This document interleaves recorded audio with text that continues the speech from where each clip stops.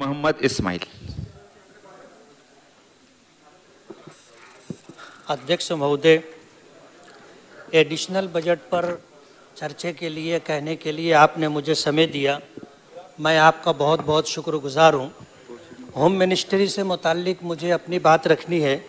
मेरी constituency Malegaon central 114 में law and order के हालात बहुत ज़्यादा ख़राब हैं और उसकी ख़राबी की वजह यह है कि बहुत बड़े पैमाने पर मेरी कॉन्स्टिट्यूंसी में ड्रग का नशा आवर चीज़ों का कारोबार हो रहा है, जिसमें गांजा है, अफीम है, कुत्ता गोली है, एमडी है और इन जैसे नशा आवर चीज़ों का कारोबार बड़े पैमाने पर होने की वजह से मेरी कॉन्स्टिट्यूंसी के अंदर मर्डर के 9 हादसात साल 2020 से अब तक मर्डर के 2, हाफ मर्डर के 14, बलात्कार के 11, एक डकैती, जबरी चोरी 14, घर फोड़ी 41, चोरी के 91, 19 दंगे, आत्महत्या के 9 घटना हो चुकी है।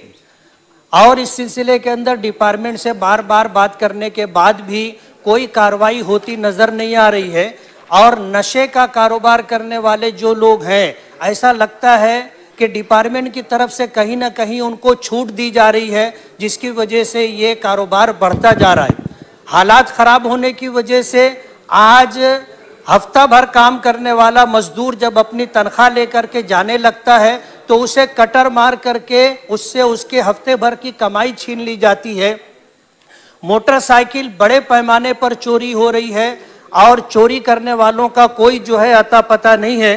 ऐसे हालात के अंदर मैं आपके तवस्सुत से हमारे होम मिनिस्टर साहब से ये गुजारिश करूंगा कि शहर के हालात जिस तरह बिगड़ते जा रहे हैं उसको कंट्रोल में लाने के लिए कुछ न कुछ हमारी तरफ तवज्जो देनी चाहिए। दूसरा विषय मैं हेल्थ डिपार्टमेंट से मुताल्लिक रखना चाहता हूँ। कोरोना के दौरान फरवरी और मार्च में मालेगांव के हालात बहुत ज़्यादा ख़राब थे और 1000 से ज़्यादा तादाद में लोगों की अमवात हुई। उस मौके पर हमारे हेल्थ मिनिस्टर राजेश टोपे साहब ने मालेगांव का 2 मरतबा दौरा किया और उनके तवस्सुत से मालेगांव को काफ़ी राहत मिली है। मैं इस सिलसिले में आपके तवस्सुत से राजेश टोपे साहब का, सरकार का बहुत बहुत शुक्रगुजार हूँ। सार्वजनिक बांधकाम डिपार्टमेंट से मुताल्लिक मुझे जो बात कहनी है कि आज से 20-21 साल पहले मालेगांव बाईपास हाईवे बनाया गया था, लेकिन सर्विस रोड, अंडरग्राउंड रास्ता और फ्लाईओवर न होने की वजह से आज 20 साल में तकरीबन 455 लोग और 1262 लोग रोड क्रॉस करते हुए जख्मी हुए। इस सिलसिले में आपके माध्यम से मेरी सरकार से ये गुजारिश है कि 20 साल का अरसा गुजर जाने के बाद भी सर्विस रोड नहीं है, अंडरग्राउंड रास्तों की सहूलत नहीं है और जहां फ्लाईओवर होना चाहिए था वहां फ्लाईओवर नहीं है। उसकी वजह से 455 लोगों की मौत हो चुकी है। सरकार को इस तरफ तवज्जो देनी चाहिए।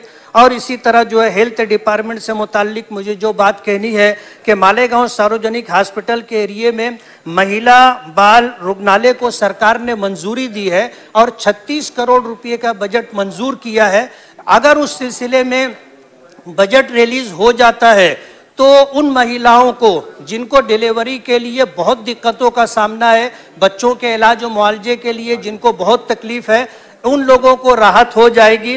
इस सिलसिले में मेरी आपके माध्यम सरकार से ये गुजारिश है कि बजट जल्द से जल्द रिलीज करके तामीर का काम किया जाए। मालेगांव एक टेक्सटाइल सिटी है और रोजगार का सबसे बड़ा जरिया यही पावरलूम और टेक्सटाइल है।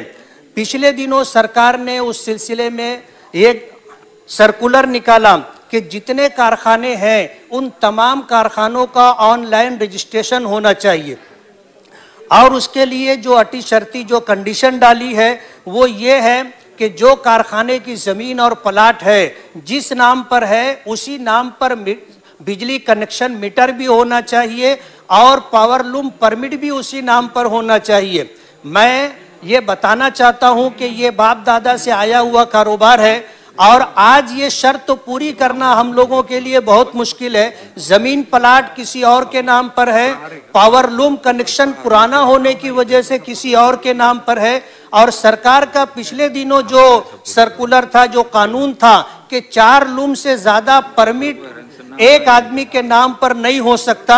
आज 24 लूम का जो कारखाना है उसमें 24 लूम के परमिट एक आदमी के नाम पर कैसे हो सकते हैं।